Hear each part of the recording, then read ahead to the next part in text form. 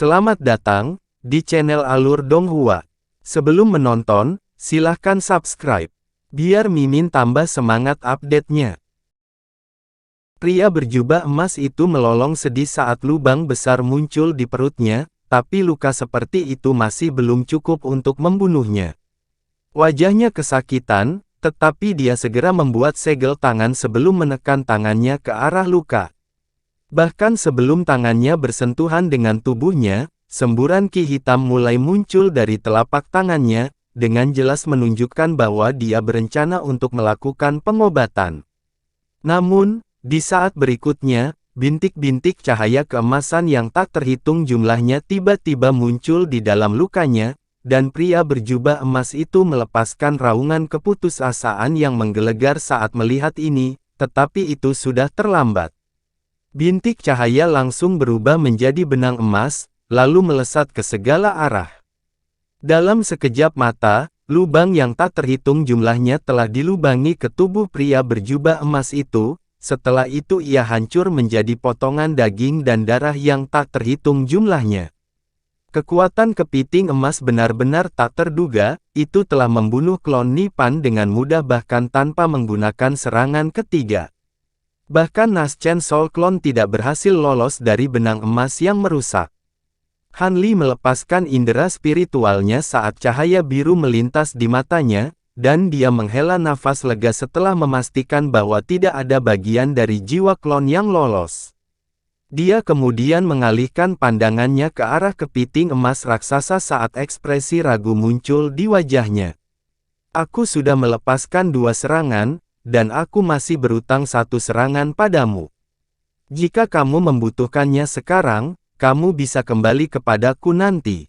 Namun, aku hanya bisa tetap di sini, jadi kamu harus memancing musuh ke tempat ini sebelum aku bisa menyerang mereka, kata kepiting emas saat cahaya keemasan yang memancar dari tubuhnya sedikit redup.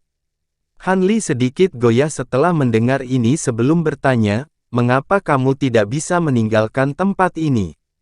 Tanpa kekuatan spiritual abadi yang cukup, saya tidak akan bisa bergerak banyak sebelum saya kehabisan energi, jelas kepiting emas. Ekspresi Han Li sedikit berubah setelah mendengar ini. Apa yang kamu maksud ketika kamu mengatakan kekuatan spiritual abadi?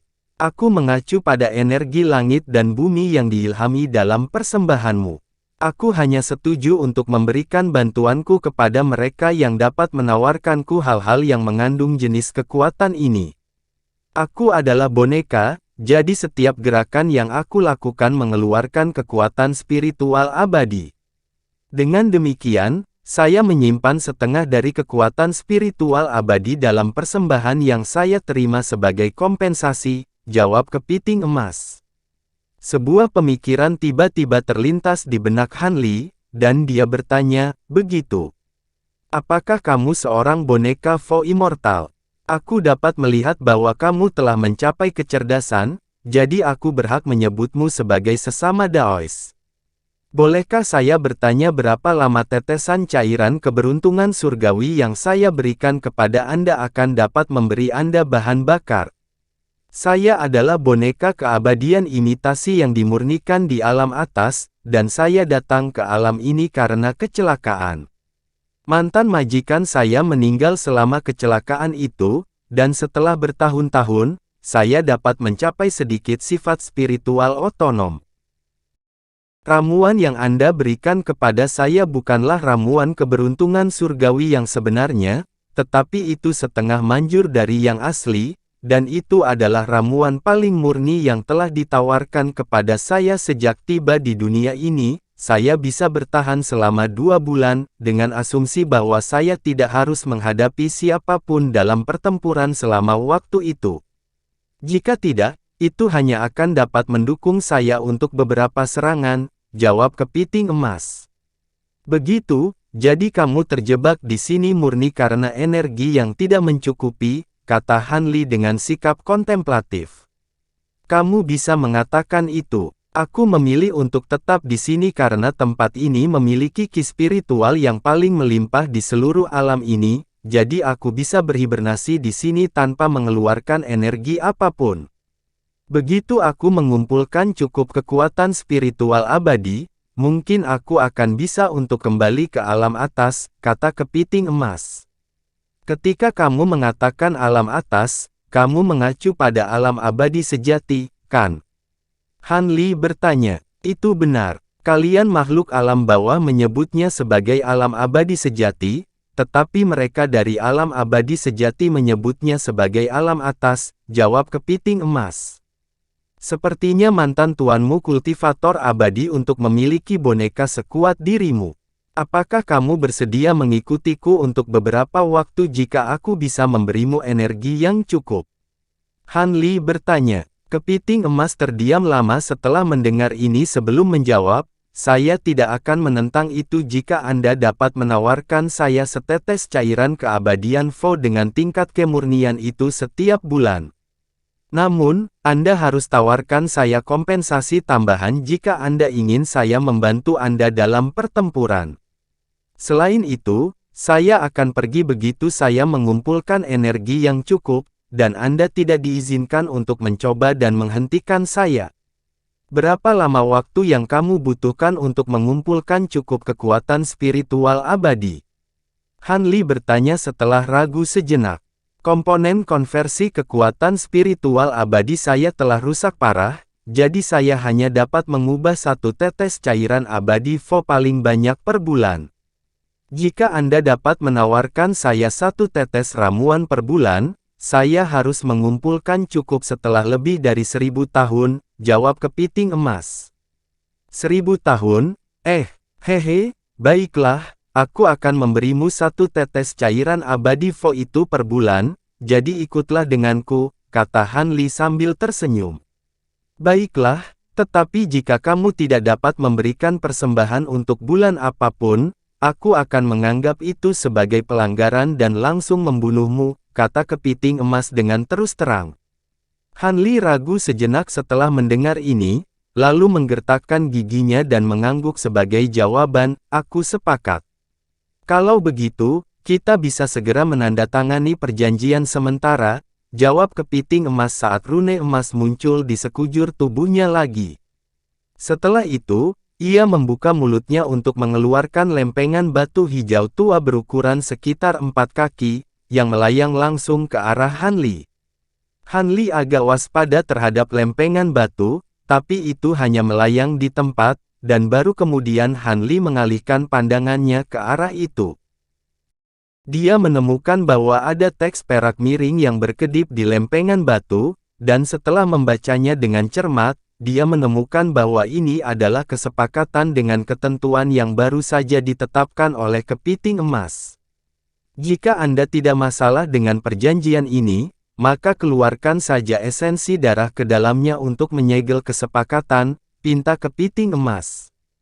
Han Li cukup lega mendengar ini dan langsung setuju. Jika kepiting emas meminta bagian dari indera spiritualnya atau sesuatu seperti itu, dia harus mempertimbangkan kembali karena takut dikomploti oleh beberapa batasan yang tidak diketahui, tetapi esensi darah bukanlah masalah.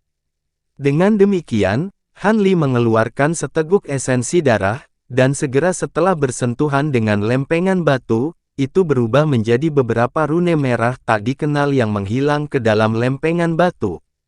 Setelah itu, lempengan batu terbang kembali sebagai bola lampu hijau dan masuk ke dalam mulut kepiting emas lagi. Sekarang perjanjian sementara telah ditandatangani, aku bisa ikut denganmu. Kapan kita berangkat? Hehe, kamu benar-benar orang yang lugas, rekan Taois. Kita bisa pergi sekarang, tapi sebelum itu, apakah kamu bisa mengadopsi bentuk yang kurang menarik perhatian? Han Li bertanya sambil tersenyum. Tentu, jawab kepiting emas, setelah itu tubuhnya mulai menyusut dengan cepat di tengah kilatan cahaya keemasan. Begitu cahaya memudar, kepiting emas itu terungkap telah berubah menjadi seorang pria muda yang dicukur bersih mengenakan satu set jubah Daois hijau. Pemuda itu tampak berusia 28 tahun dengan sepasang mata emas dan alis hijau tua. Dia berbalik ke arah Han Li dengan ekspresi penuh, dan berkata, kamu bisa menyebutku sebagai Taois Xie. Sedikit terkejut terlintas di mata Han Li saat dia secara refleks menyapu indera spiritualnya ke arah pemuda itu, namun, membuatnya langsung ditolak.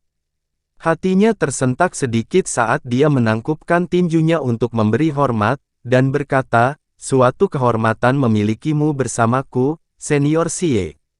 Nama belakangku Han, dan aku dari alam roh. Ini bukan tempat yang baik untuk bicara, mari kita berangkat segera. Taois Xie secara alami tidak keberatan dengan ini, dan dengan demikian, mereka berdua terbang ke kejauhan sebagai sepasang garis cahaya, satu biru dan satu emas. Sementara itu, Bao Hua, Hei, dan Yuan Yan masih melayang di udara di atas pulau Bitter Spirit. Tiba-tiba, ekspresi kedua patriark jahat itu berubah serempak, dan mereka masing-masing membalikkan tangan untuk menghasilkan kotak batu giok. Haha, gumpalan indera spiritual benar-benar telah dihilangkan. Pemuda berjubah hitam itu berseru dengan gembira, lalu mengayunkan lengan bajunya ke udara, di mana Wim hitam berkepala 3 itu muncul di bawahnya di tengah ledakan fluktuasi spasial. Dia terbang ke kepala pusat Wim hitam dalam sekejap, dan mengeluarkan raungan rendah sebelum menyapu ke arah tertentu sebagai embusan angin jahat hitam. Setelah kepergian Yuan Yan, suaranya yang dingin mengikuti di belakangnya.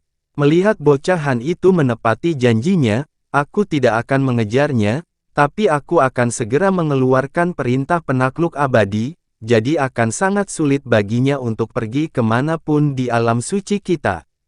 Apakah dia akan dapat kembali ke alam roh atau tidak tergantung pada kekayaannya.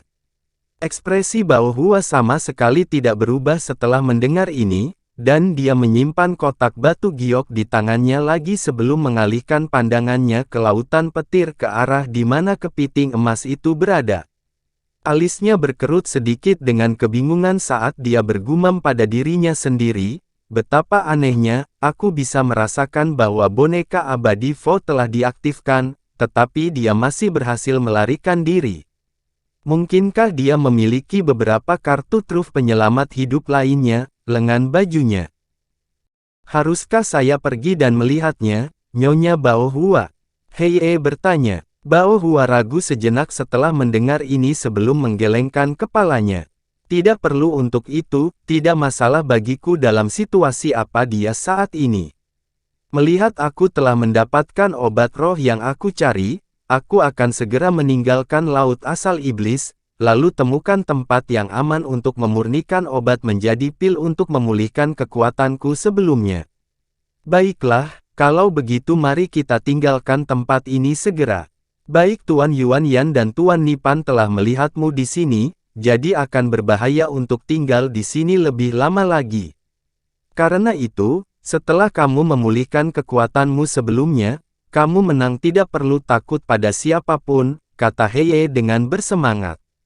Jika tuannya ini dapat kembali ke puncak kekuatannya, statusnya sebagai bawahan yang paling terpercaya juga akan meningkat secara drastis. Apakah Anda memiliki kesempatan untuk melakukan apa yang saya minta dari Anda? Tanya Bao Hua. Yakinlah, Nyonya, aku sudah menanamkan tanda garis keturunan pada Wim berkepala 3 itu. Aku tidak akan bisa merasakan lokasi persisnya melalui tanda itu, tapi aku akan segera bisa merasakannya jika jarak 500 km dari saya, jawab Heye. Bagus sekali. Wim berkepala 3 itu memiliki garis keturunan naga jahat sepertimu, dan itu adalah binatang iblis terikat milik Yuan Yan, jadi tidak mungkin mereka dipisahkan dalam keadaan normal. Jika Yuan Yan mencoba melepaskan serangan diam-diam padaku di masa depan, tidak mungkin aku tidak bisa mendeteksinya, Bao Hua memuji dengan senyum tipis. Hehe, itu semua berkat teknik rahasia yang kamu berikan kepadaku, Nyonya. Kalau tidak mungkin aku bisa membodohi Tuan Yuan Yan, Heye terkekeh menanggapi. Teknik rahasia ini hanya bisa digunakan pada makhluk dengan garis keturunan yang sama, dan indera spiritual Yuan Yan dibatasi di Pulau Bitter Spirit, jadi tidak mengherankan jika dia tidak menyadari apapun. Baiklah, ayo pergi dari tempat ini sekarang. Bao Hua membuat segel tangan saat berbicara, dan proyeksi pohon bunga merah muda muncul di belakangnya sebelum ukurannya membesar dengan cepat. Dalam sekejap mata, keduanya dibanjiri oleh cahaya merah jambu. Setelah itu, proyeksi pohon bunga raksasa hancur menjadi bintik cahaya merah jambu. 7 hari kemudian, sepasang makhluk jahat tingkat tinggi tiba di Pulau Roh Pahit. Salah satunya adalah seorang pria yang tampaknya berusia 30-an mengenakan baju besi iblis biru, memberikan penampilan yang sangat mengesankan. Dia ditemani oleh seorang wanita tua dengan kulit keriput yang ditutupi bintik-bintik hati, dan dia memegang tongkat dengan pegangan berbentuk kepala bangau. Keduanya melayang di atas lembah, memeriksa sekeliling seolah sedang mencari sesuatu. Beberapa saat kemudian, wanita tua itu mendengus dengan dingin saat dia mengarahkan tongkatnya ke bawah, dan sepetak tanah di bawah tiba-tiba runtuh untuk memperlihatkan kawah raksasa yang berdiameter beberapa puluh kaki. Jadi Bao Hua benar-benar datang ke sini, aku bisa merasakan sisa auranya. Kita tidak bisa membiarkannya lolos kali ini, kata wanita tua itu dengan suara serak. Kamu masih belum bisa mengesampingkan dendam itu selama bertahun-tahun, tidak heran basis kultivasimu tidak membaik sedikit pun, desah pria berbaju biru kekar itu. Wanita tua itu langsung marah setelah mendengar ini. Kamu membuatnya terdengar sangat mudah. Jika bukan karena orang malang itu, bagaimana aku bisa dipukul di tubuh tua keriput ini tanpa ada kesempatan untuk mencapai tahap Grand Ascension? Apakah kamu lupa tentang semua klon milikmu yang dihancurkannya? Bertentangan dengan penampilan pria itu yang mengesankan, dia memiliki sikap yang sangat tenang, dan dia berkata, apa gunanya menyebutkan hal seperti ini? Kamu hanya merusak kondisi mentalmu sendiri. Hentikan omong kosongnya. Jika kamu benar-benar lupa apa yang telah dia lakukan padamu, kenapa kamu langsung bergegas ke sini setelah menerima berita dari Yuan Yan?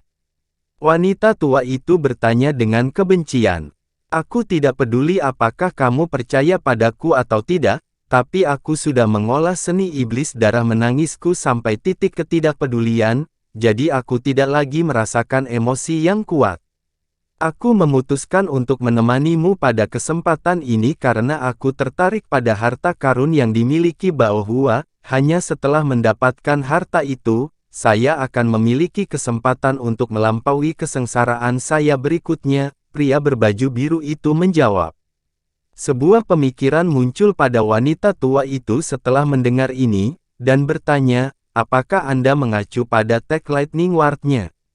Itu benar, Bao Hua mampu melampaui banyak kesengsaraan dengan harta itu.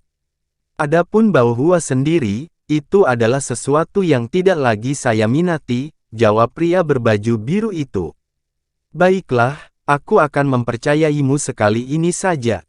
Menurut Yuan Yan, orang malang itu masih belum memulihkan kekuatannya, jadi selama kita bisa menemukannya, seharusnya lebih mudah untuk menangkapnya. Saat itu datang, aku akan membuatnya menyesal pernah melawanku, kata wanita tua itu dengan nada kesal. Baiklah, kalau begitu aku akan mengambil hartanya selagi kamu bisa memilikinya. Aku akan mengirim pesan ke cabang terdekat dari Istana Raja Binatang untuk mengawasi semua formasi teleportasi di area ini, tidak mungkin dia akan bisa lolos dari kita, kata pria berbaju zirah biru itu. Wanita tua itu sangat gembira mendengar ini, dan dia segera memberikan tanggapan positif. Ngomong-ngomong, aku tidak yakin apakah kamu memperhatikan ini, tapi kepiting tua itu sepertinya telah hilang dari lautan petir. Boneka keabadian Vo itu hampir sekuat patriark, jadi tidak bisa diabaikan.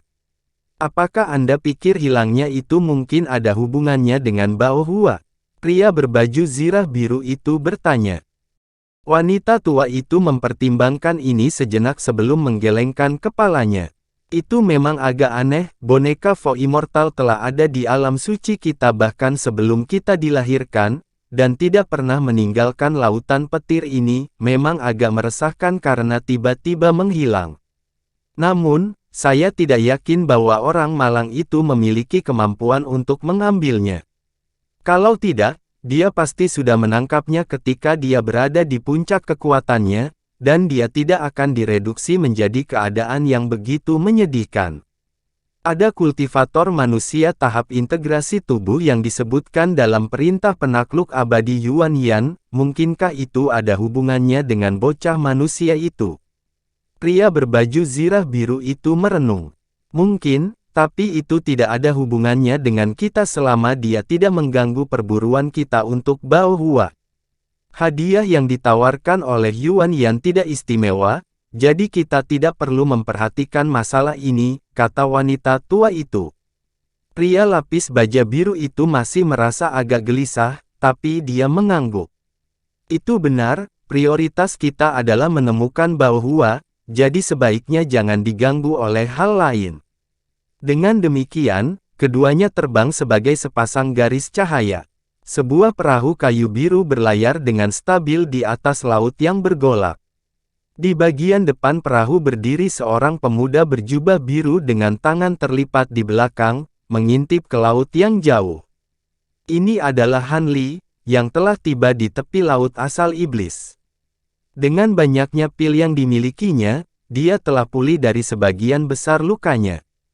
Namun, dia telah dipaksa untuk menggunakan fisik nirvana kedua dan pedang surgawi yang mendalam, serta untuk menahan 2 serangan kepiting emas, jadi dia tidak akan dapat pulih ke puncaknya tanpa setidaknya setengah tahun istirahat.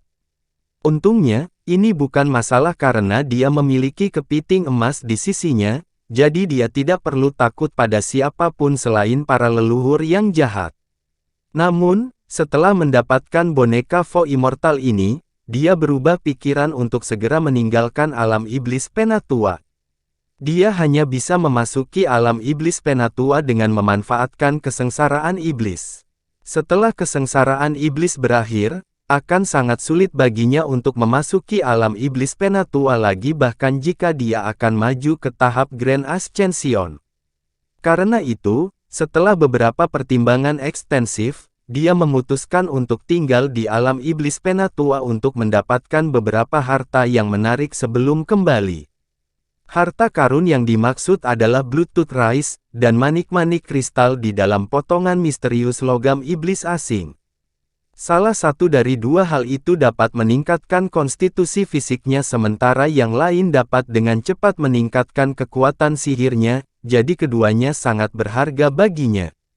Selain itu, menurut informasi yang dia kumpulkan, kedua benda itu bisa ditemukan di tempat yang sama.